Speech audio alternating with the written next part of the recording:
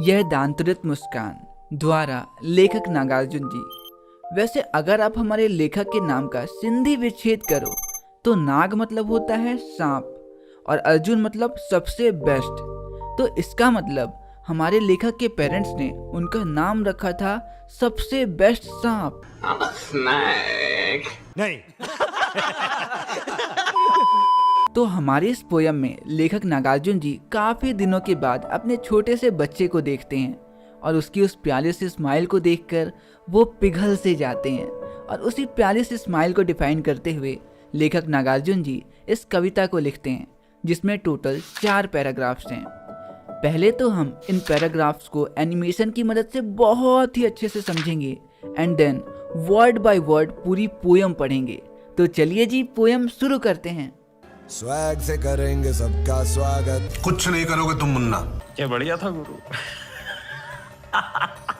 तो हमारे इस पहले काव्यांश में कवि अपने छोटे से बच्चे की उस प्यारी सी मुस्कान को देखकर कहते हैं, तुम्हारे इन छोटे छोटे दांतों के साथ ये स्माइल इतनी सुंदर है कि इस स्माइल को देखकर कोई मरा हुआ व्यक्ति भी जीवित हो उठे। और जब तुम इतने कोमल शरीर के साथ हमारी इस छोटी सी झोपड़ी की कच्ची सी जमीन पे खेलते हो तो ऐसा लगता है मानो कीचड़ में एक बहुत ही खूबसूरत सा कमल का फूल खिलाया हो। और तुम्हारा शरीर वो तो इतना कोमल है, इतना ज़्यादा प्यारा है कि उसे सिर्फ छू कर ही पत्थर भी पानी बन जाए। इन्हीं बातों को कवि नागार्जुन जी हमारे पहले काव्यांश में लिखते हुए कहते हैं, तुम्हारी यह दांतरित मुस्कान मृतक में भी डाल देगी जान। दांतरिक मतलब होता है नन्हे नन्हे दांत और मृतक मतलब मरा हुआ व्यक्ति। मतलब तुम्हारे ये नन्हे नन्हे दांतों के साथ ये प्यारी सी स्माइल किसी मरे हुए व्यक्ति में भी जान डाल दे। धूली धूसर तुम्हारे ये गात। धूली धूसर मतलब होता है धूल मिट्टी और गात मतलब शरीर। मतलब धूल मिट्टी में सना तुम्हारा ये शरीर देखकर ऐसा लगता है जैसे छोड़कर तालाब मेरी झोपड़ी में खिल रहे जलजात। जलजात मतलब होता है जल में खिलने वाला फूल, मतलब कमल का फूल। मतलब कि धूल मिट्टी में सना तुम्हारा ये शरीर देखकर ऐसा प्रतीत होता है जैसे तालाब छोड़कर कमल का फूल मेरी झोपड़ी में खिलाया हो। परस पाकर तुम्हारा ही प्राण। परस पाकर मतलब स्पर्श पाकर और तुम्हारा ही प्राण मतलब तुम्हारे प्राणों को या तुम्हारे शरीर को। मतलब स्पर्श पाकर तुम्हारे शरीर का पिघलकर जल बन गया होगा कठिन पाषाण। कठिन पाषाण मतलब होता है कठोर पत्थर। मतलब कि कठोर पत्थर भी पिघलकर जल बन गया होगा सिर्फ तुम्हारा स्पर्श पाकर। तो हमारे अगले स्टैंजा में बढ़ने से पहले ये रहा आपके लिए एक छोटा सा सवाल आपकी स्क्रीन पर। और आपका सवाल है, हमारे कवि का क्या नाम है? आंसर आपको नीचे कमेंट्स में बताना है। जवाब देने के लिए आपका 5 सेकंड का समय शुरू होता है अब।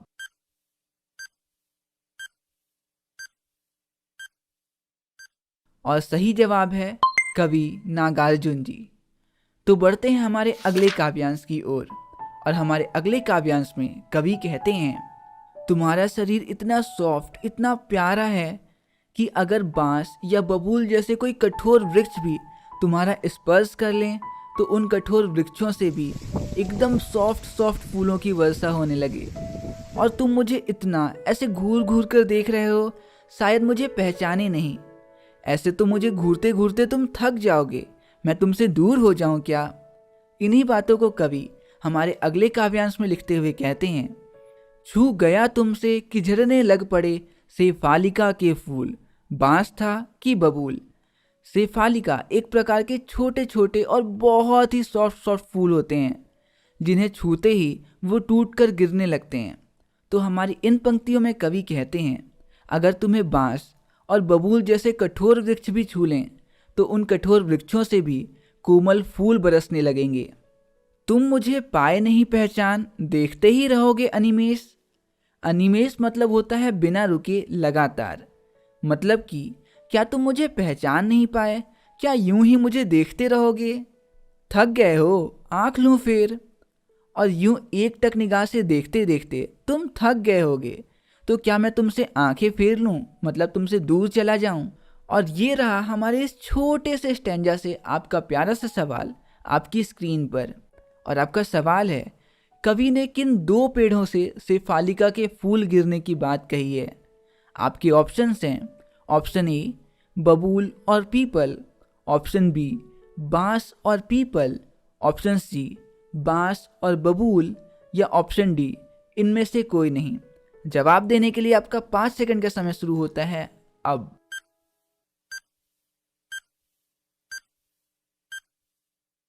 और सही जवाब है ऑप्शन सी बांस और बबूल। तो हमारे अगले काव्यांश में जब बच्चा लगातार नागार्जुन जी को एकटक निगाह से देखता ही चला जा रहा था, तो कवि कहते हैं, कोई बात नहीं अगर तुम मुझे पहचान ना पाए कि मैं हूँ कौन। और मेरे जैसे परदेसी व्यक्ति को जो सालों बाद घर आया है, तुमने इतनी प्यारी स्माइल दी, इसके लिए मैं तुम्हारा बड़ा आभारी हूँ। और तुम्हारी माँ का भी, जो तुम्हें इस दुनिया में लाई, जिनकी वजह से आज मैं तुम्हारी इतनी प्यारी स्माइल देख पाया। इन्हीं बातों को कवि हमारे तीसरे काव्यांश में लिखते हुए कहते हैं, क्या हुआ यदि हो सके परिचित ना पहली बार। परिचित मतलब होता है कोई व्यक्ति जिसे आप पहचानते हो।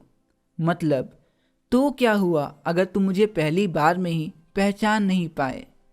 यदि तुम्हारी माँ ना माध्यम बनी होती आज, मैं ना सकता देख मैं ना पाता जान तुम्हारी ये दंतुरित मुस्कान। और अगर आज तुम्हारी माँ माध्यम ना बनी होती, मतलब जरिया ना बनी होती, तो ना ही मैं देख पाता और ना ही मैं जान पाता तुम्हारी इस प्यारी सी छोटे छोटे दांतों वाली स्माइल को। धन्य तुम माँ भी तुम्हारी धन्य। धन्य मतलब होता है धन्यवाद। मतलब इतनी प्यारी सी स्माइल के लिए तुम्हारा भी धन्यवाद और तुम्हारी माँ का भी धन्यवाद। चीर प्रवासी मैं इतर मैं अन्य।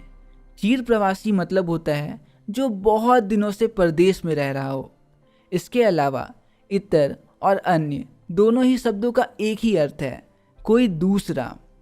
मतलब मैं तो सिर्फ तुम्हारे लिए एक परदेशी हूँ, एक अनजान हूँ, एक अजनबी व्यक्ति हूँ जिसे तुम पहचान नहीं पा रहे हो। और ये रहा हमारे इस स्टैंजा से आपका प्यारा सा सवाल आपकी स्क्रीन पर।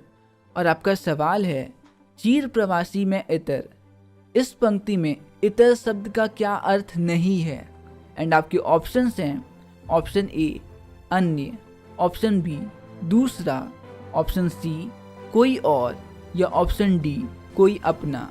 आंसर देने के लिए आपका 5 सेकंड का समय शुरू होता है अब।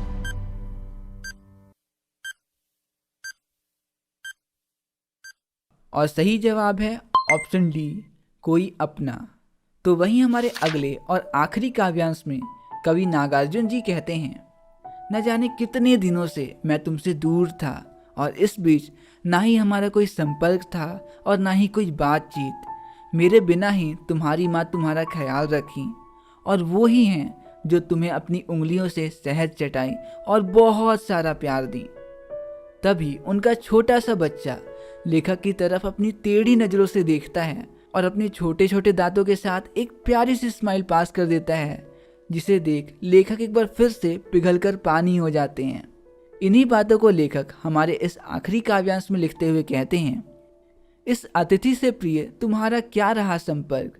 अतिथि मतलब होता है मेहमान और संपर्क में रहना मतलब मिलते जुलते रहना। मतलब इतने दिनों तक बाहर रहने से और हमारी कोई भी मुलाकात नहीं होने से मैं तुम्हें अतिथि जैसा लग रहा हूँगा। उंगलियां माँ की कराती रही हैं मधुपर्क। मधुपर्क मतलब होता है शहद, दही और इन जैसे 5 चीज़ों से मिलकर बना पंचामृत। मतलब मेरी गैर मौजूदगी में तुम अपनी माँ के हाथों से पंचामृत का रसपान किए हो ना। देखते तुम इधर कनकी मार और होती तब की आंखें चार। कनकी मारना मतलब होता है तिरछी निगाहों से देखना और आंखें चार करना मतलब होता है एक दूसरे को देखना।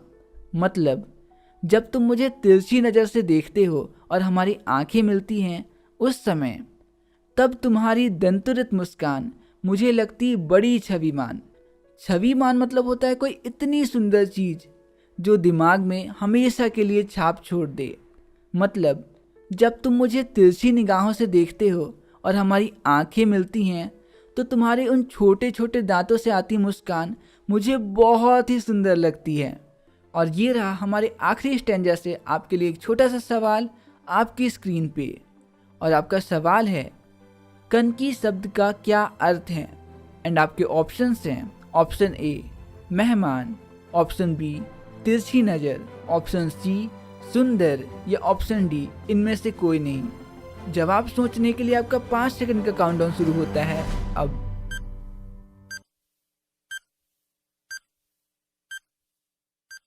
और सही जवाब है ऑप्शन बी तिरछी नज़र।